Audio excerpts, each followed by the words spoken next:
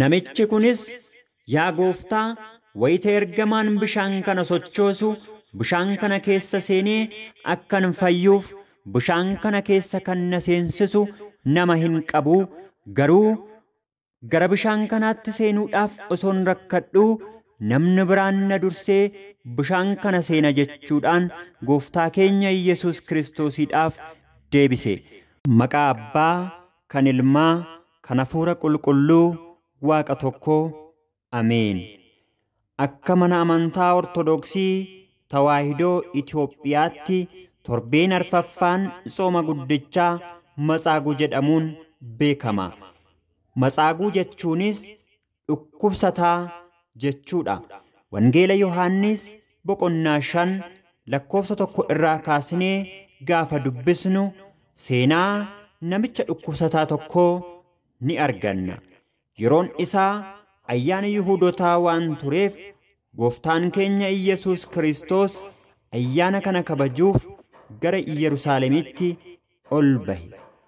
Yerusaalemitti balbala hoolotaa karaa hoolonni ol galan bukkeedhaan bishaan namoonni itti cuuphamanii dhibee isaaniirraa fayyan afaan Ibraayisxiin Beetesaayidaa jedhamu tokkotu ture.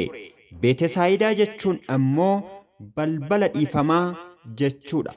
Bishaan kana bukkeedhaan godoon 5 akka ture kitaabni qulqulluun dhugaa nuuf ni ba'a.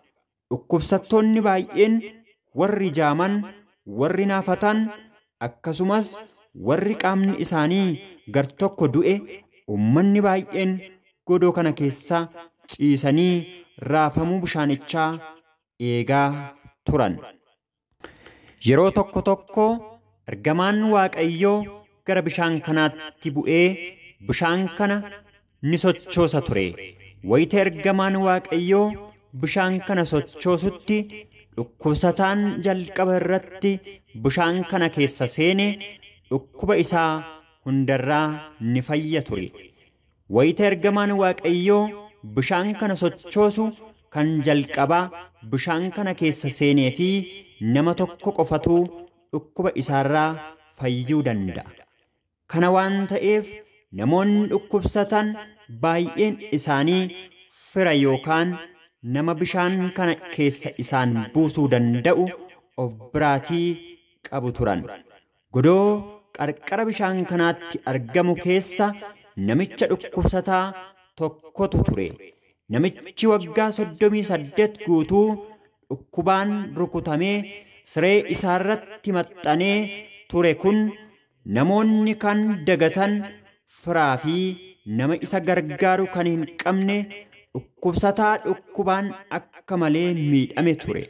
Gooftaan keenya Yesuus Kiristoos namicha kana wayita argetti waggaa baay'ee dhukkubaan qabamee dhiphachaa akka ture waan beekuuf namicha kana fayyisuu barbaadee fayyuu ni barbaaddaayi jechuudhaan gaafate.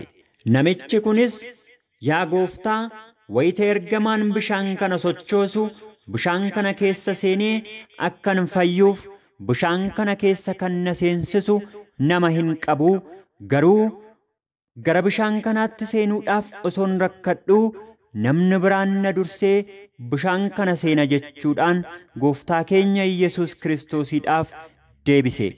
Gooftaan keenya Yesuus Kiristoos anni hundumaa danda'u ka'ii siree kee baattadhuutii adeemii ittiin jedhe. Battaluma gooftaan keenya Yesuus Kiristoos akkas jedhetti namichi kun dhukkuba hamaa waggaa 38 siree isaa irratti isa rakkisaa ture irraa fayyee siree isaas baattatee adeeme. Guyyaan sun Sanbata waan tureef Yihuudoonni namicha fayyee kana arganii guyyaa kana siree kee akka baattuudhaaf seerri siif hin eeyyamuu ittiin jedhan. Egaan maatii Waaqayyoo manni amantaa keenya Ortodoksii Tawaahidoo Itoophiyaa torban kana guutuu fayyina namichaa kanaa waliin wal qabsistee fayyisuu gooftaa keenyaa Yesuus Kiristoos haala gaariidhaan ni barsiisti. Waaqayyo biyya keenyaa fi ummata ishee haa eeguu. Galanni Waaqayyoof hamma bara baraatti. Ameen.